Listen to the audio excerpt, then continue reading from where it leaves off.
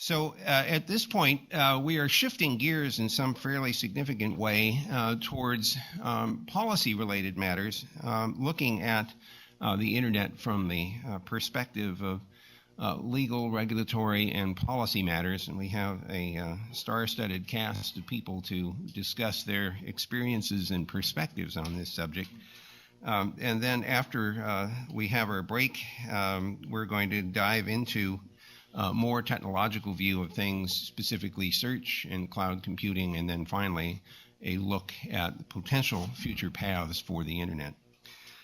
So it's my pleasure to begin this morning by introducing Andrew McLaughlin. Andrew is a colleague from quite some time now. He spent time as the Chief Policy Officer and Vice President of ICANN, and then joined Google in a similar role as our Chief Policy Officer.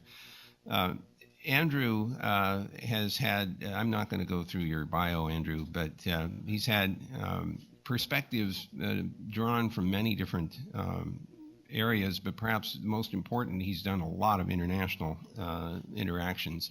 So his perspectives are well beyond the domestic, and therefore even more important for a global system like the Internet to benefit from. His topic this morning, at least according to the chart here, is the net as a platform for democracy. And I sincerely hope that it has been and will continue to be. But let's find out what Andrew has to say about that. Good morning, Andrew. So now we move to layers 8, 9, and perhaps 10 for the next hour and a half. I retitled the talk, Information is Power, so what happens when the network democratizes access to information? And I decided to go with a Star Warsian narrative structure to talk about it. And of course, I'm coming up on 40, and so Star Wars to me means episodes 4 through 6, not 1, 2, 3. I don't even know how to describe that narrative arc, and I won't try. So here's the backdrop for the story that I want to tell about the interaction between the network that we're all engaged in building and maintaining and human governance or democracy in some broad sense. The backdrop is what I refer to as my good morning email. Most of you probably have morning routines that are pleasurable. They involve coffee or orange juice, a run or something like that. My morning routine usually involves an extremely scary peek at my email to see what's come in the last 24 hours. And it's usually something like this. Extremely urgent, immediate priority response required, or else YouTube blocked in fill in the blank.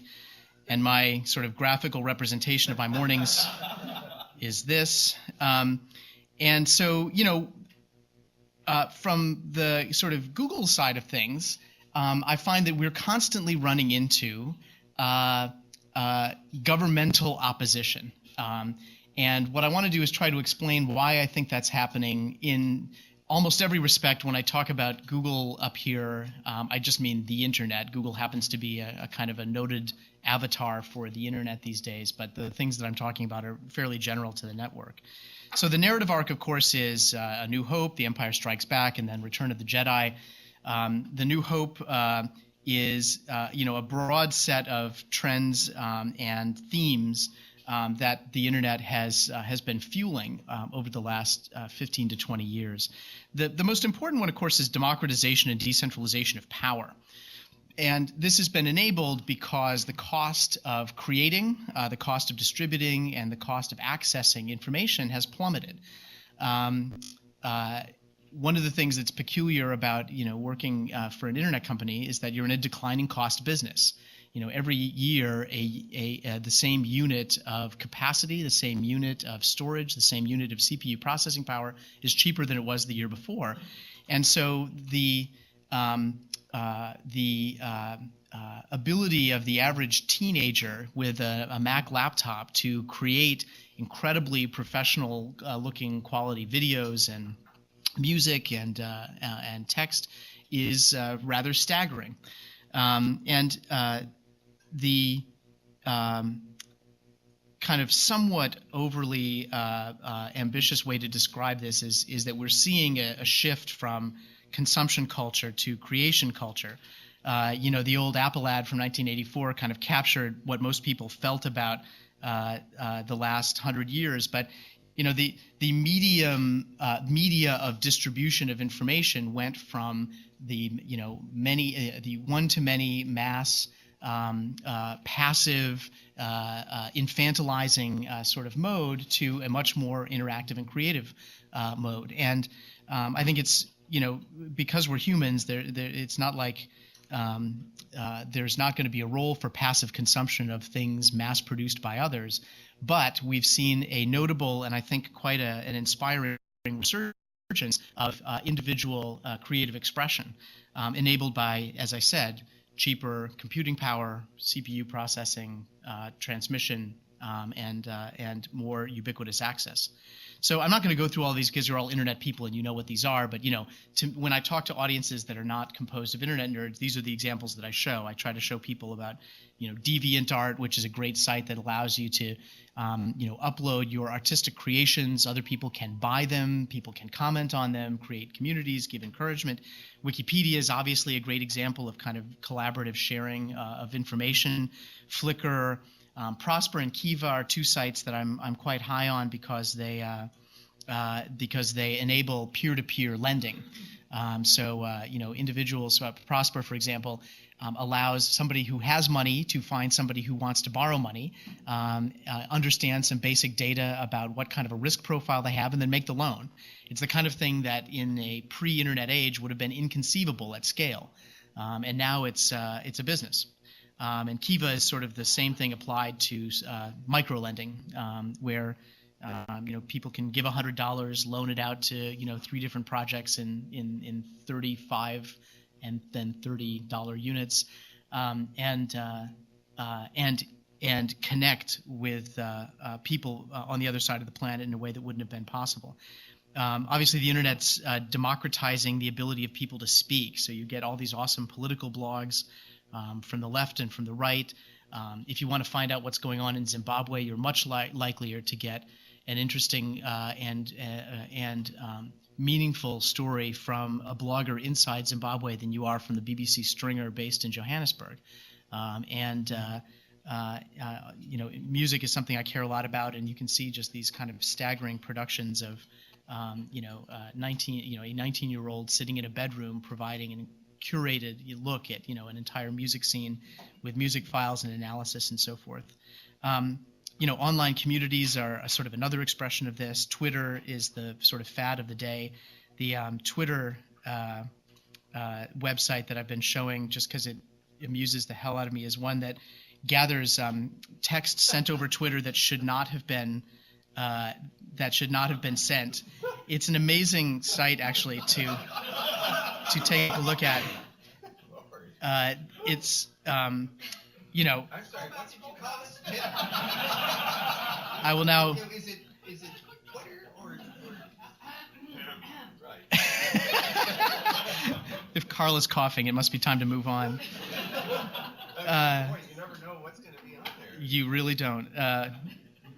And by you, I mean me. There are these 3D worlds that, again, even 8 or 9 years ago, given what broadband cost, given what kind of data center costs were and so forth, it would have been inconceivable, really, to have something at the level of a real life 3D reconstruction of Dublin. Down here, you can see this is a real life exact replica of me. In Dublin, here you can see my real life replica hitting on probably a 53-year-old guy from Los Angeles. But anyway, my point is that you get a lot. The economics are driving a tremendous amount of the democratization that we've been talking about for sort of 15 years more broadly. To me, the most exciting things, in the creation culture that's emerged on the net are remixes. So these are people taking bits of found text and repackaging them. And I think because I don't. Oh, will this audio hookup work if I plug it in? I'll just show you one.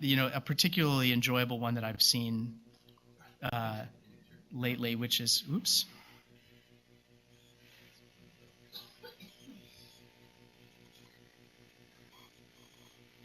On me, not any warning at all. So let me just move it. So that, what I'm about to show you is just a couple of seconds of one of my favorite things out on the net right now, which is remixes that use. So that, for example, you can see the for some reason somebody thought that it would be fun to start a meme around 70s TV shows and their beginnings, but all swapped out with Star Trek and Star Wars and other images. So you can see like the beginning of the Love Boat, and all the special guests are from early episodes of Star Wars or Star Trek, including like Carl the Cylon and of course Charo. Shall we say $1 million American dollars? Death Star plans are not in the main computer. Your mama's going on a date. Can you dig that? A date. Like a nice restaurant and some fine music. This is a consular ship. We're on a diplomatic mission. Dig that? If she's going with me, she's gonna have a good time. Can you dig that? Look, man, I'm in the prime of my life. Got to live the way I got to. Gonna make me some money again. I'm gonna fight. I got my turn to be the champion of the world. I'll let this go for 5 more seconds so you can see this particular. God. Darth Vader, only you could be so bold. The Imperial Senate will not still for this. When they hear you've attacked a diplomat... Hey, look, man, I ain't fighting for no race. I ain't redeeming nobody. I quit on you when you cleared out of Detroit with Willie the Pimp. Yeah, you lucky I'm too busy to find you, girl. You selling my clothes, my ring, my silver brushes. I don't know what you're talking about. I'm a member of the Imperial Senate on a diplomatic mission to Alderaan. Don't you papa me, girl. I'll papa you so you never forget it. Anyway, you get the idea. The point is, this sort of thing presents is a really fun, amusing example of the kind of human creativity that's being enabled by the net, and that, by the way, presents a very profound challenge to copyright law. So everything that we've seen up there just now is copyrighted to some big important studio. I don't know who owns the copyright to the old James Earl Jones movies from the 70s, but it's probably not Lucasfilms. And so by mixing these things together, you end up with something which is transformatively new, but it is certainly, in the view of those studios, probably tantamount to copyright infringement.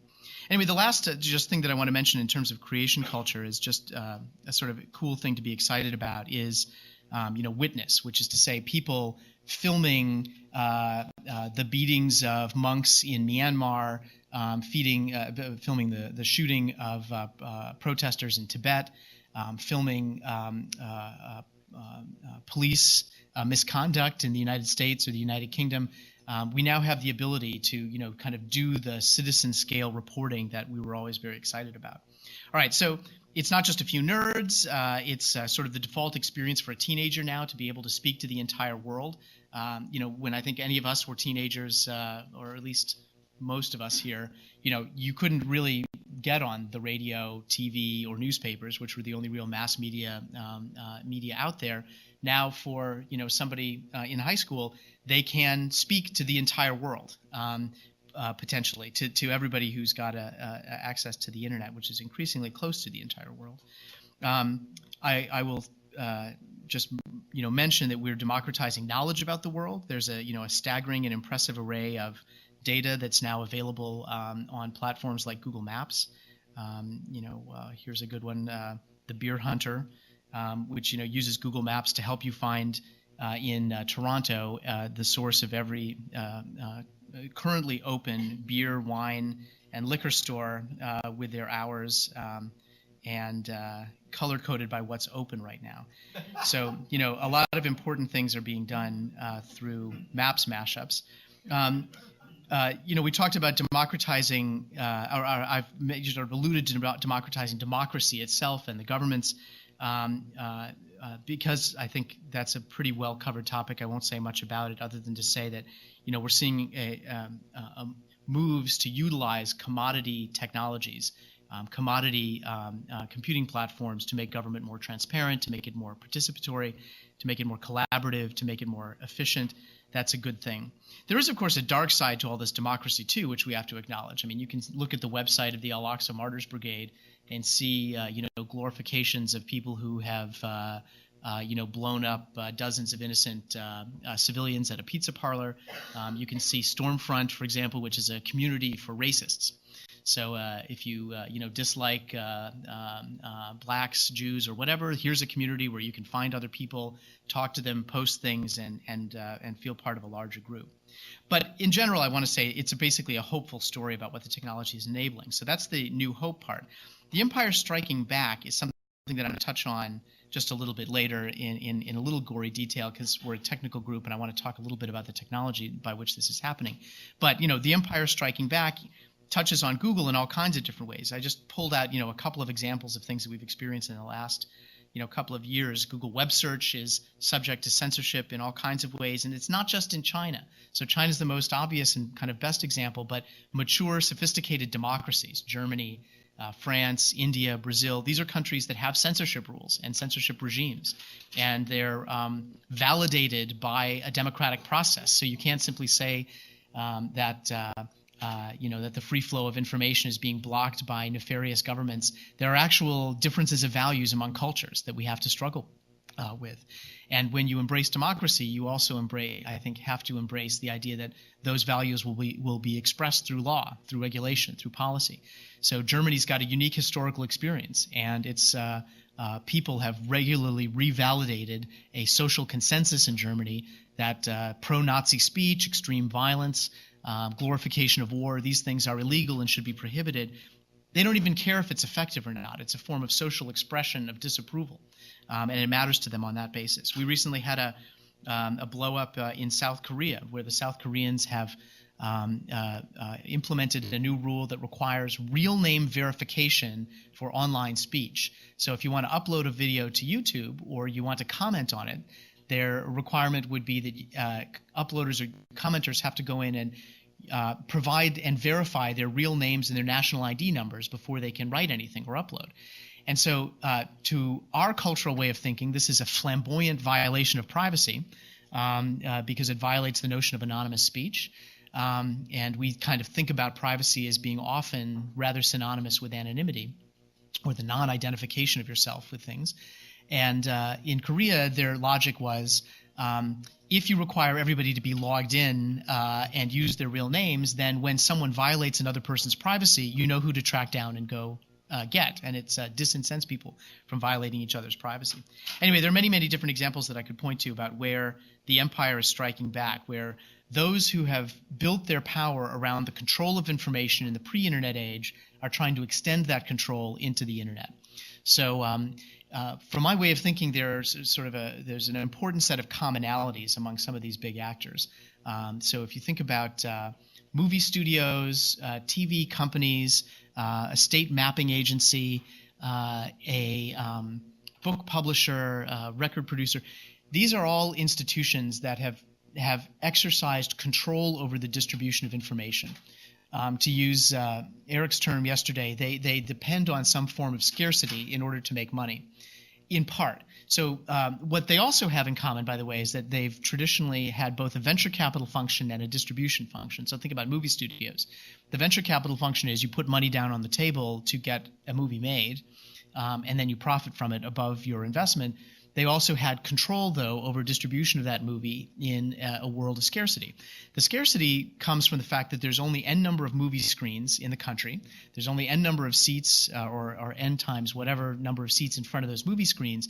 If you're going to make money, the only way you can make money on your movie is to get the movie on the screen in front of the seats and have people collect money in order to go see the movie. The internet has blown that apart. But the same model applies with books, records, TV shows. In TV, it's a certain number of channels, certain number of hours in the day. If you can't get your show into one of those slots, you can't make money. With records, it's bin space. With books, it's shelf space. If you can't get your book on the bookshelf, you can't sell it, and you won't make any money. So the internet has blown all of that wide open. It does not jeopardize the venture capital function. It just makes it a hell of a lot riskier because of the way that you could use distribution to ensure some minimal amount of revenues. I mean, even the biggest turkey films, you could plan on marketing the hell out of and getting some amount of your money back, even as you hope for a hit. So anyway, these institutions are trying to figure out how to maintain the control and that they've had over distribution. In many ways, it means they're trying to recreate scarcity on the internet where there has been none.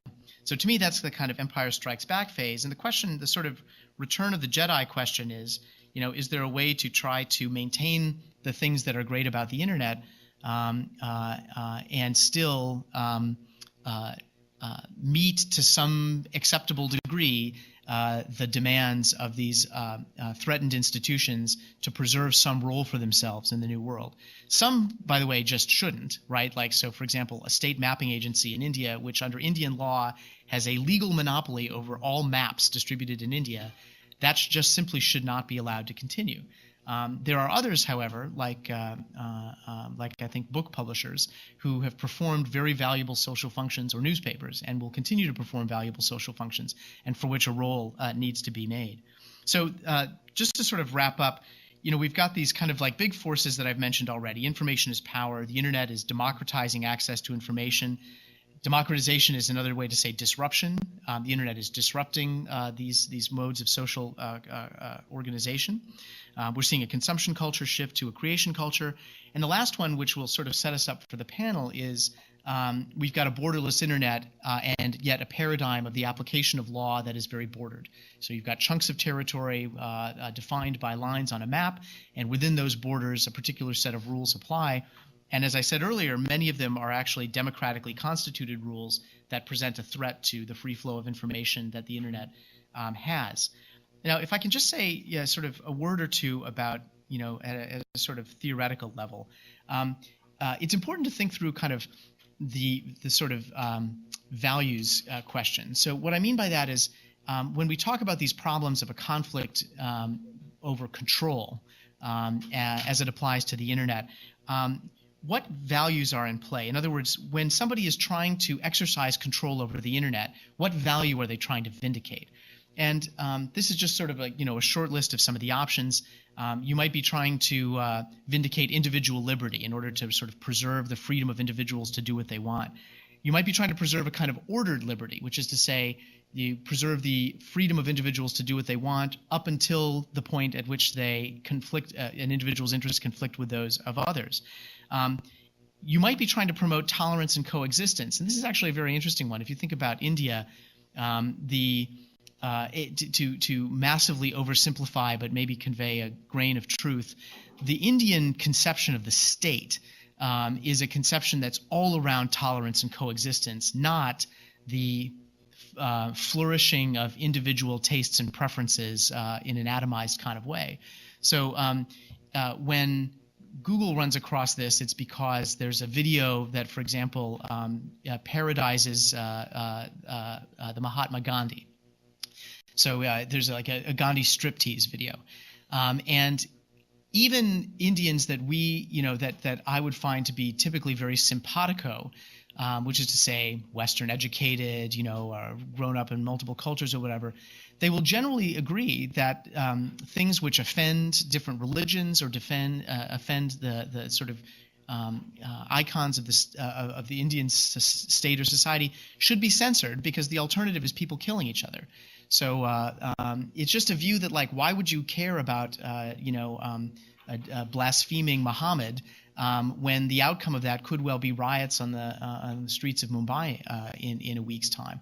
And so it's just a different conception of kind of what society is about. It's not so much the vindication of the individual, but tolerance and coexistence. And so you might be trying to exercise control over the network to achieve that.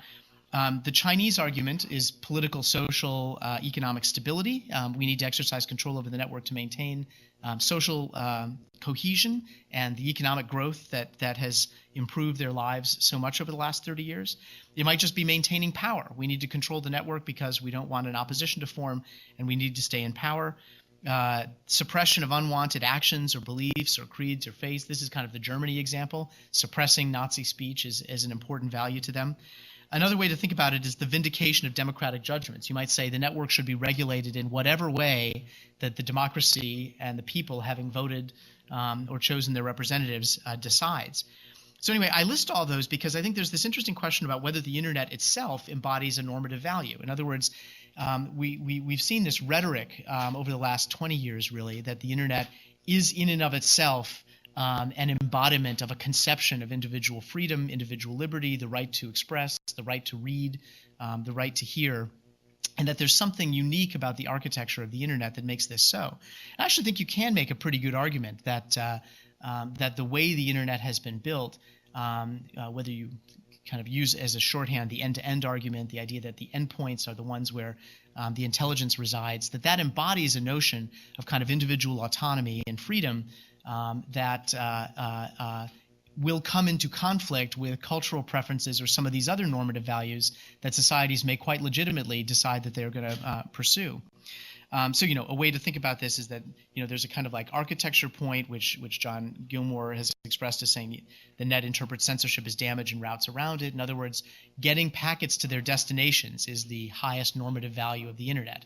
Packet starts here, packet gets there, and the network's job is to deliver it. That's its value. It is content neutral, content blind, but that's the normative value it embodies. Another way to think about it is sort of an anti-geographic point. In other words, the value of the internet is that it disrespects geography. I can Skype with my wife across the planet in near real time, and the fundamental value of the internet is that it does not stop or slow down for national borders or try to instantiate local values. The one I kind of like is just the idea what the internet as an architectural matter does, and therefore bleeding over into sort of the world of normative values, is locates power at the edge. In other words, it's at the application layer and with the endpoints of the network that real power lies. And the network itself doesn't interpose itself between me and the people I want to communicate with. So, so then if you do kind of a formula here, you've got your distributed architecture, you've got geographic ubiquity, you've got democratization of production, distribution, access. What does that all equal up to? Well, it equals up to, at the moment, a hell of a lot of conflict and a lot of fights over control over information and the ability of the internet to meet it. What is the proper role for governments in this formula? Well, one that you might say, one answer that you might give is to advance some normative values. So if you're China, your job as a government is to try to maintain social stability and to make that true on the internet just as it is anywhere else. I think that there's another argument that you can make, which is that the role of the governments is basically to hold the network together. So not to screw up the thing which has generated so much creative expression, economic growth, and so forth, and to think about its job as making sure that the internet does not collapse on itself. And so you might be able to meld these two together and say advance your normative goals, but only insofar as you're not actually threatening the ability of the internet to maintain a globally interconnected network. So I think I'll close there. I'll just note that there is a tremendous amount of sort of pressure on Google, and I think if we think about the panel next as being a place where we can talk about some of these applied principles, I won't go into them in detail. Let me just mention one thing. Whoops, let me just collapse this. Oops, there we go. Let me just mention one. Whoops. That didn't work. Well, anyway, we'll focus in on China. I just want to mention, just a couple of sort of details about how censorship. This, by the way, is just a list of countries that are doing censorship right now. These are just the ones that I've run into in the last year. And so, you'll note a significant number of actual democracies on the list. I just want to, say a couple of words about what's happening in China, just because we've, sort of touched on it in this room a little bit yesterday, and I think it's worth talking about. So. This is an example of how a government that is seeking to vindicate a set of normative values that are in conflict with the internet can go about doing it. And by in conflict with, I mean jeopardizing the basic interoperable nature of the network and the principle of decision-making at the edges. So the Great Firewall, or as the Chinese call it, the Golden Shield Project, uses a couple of just basic censorship techniques. They do straightforward IP blocking of hosts at the ISP level. They do this on all kinds of different protocols. They just don't allow packets to advance toward a particular set of IP ranges. They do DNS blocking. They block DNS lookups of various descriptions.